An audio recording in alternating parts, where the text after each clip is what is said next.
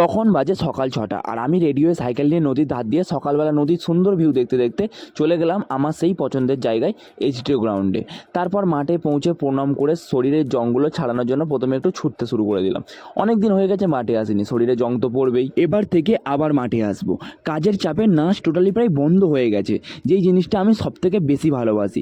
খুব একটা করার সময় পাই না আগের মতো, সময়ের সাথে সাথে সব কিছুই চেঞ্জ হয়ে যায়। হোয়াট এভার, আমি যে কলেজে ইঞ্জিনিয়ারিং পাস করেছি সেই কলেজের স্যার ম্যাডামরা আমাকে খুব ভালোবাসে, পড়াশোনার জন্য নয়, নাচের জন্য। কিছুদিন পরেই ওই কলেজে কালচারাল ফেস্ট আছে, সেই জন্যই স্যার ম্যাডাম কলেজে পারফরমেন্স করতে যাওয়ার জন্য ফোন করছে, SMS করছে।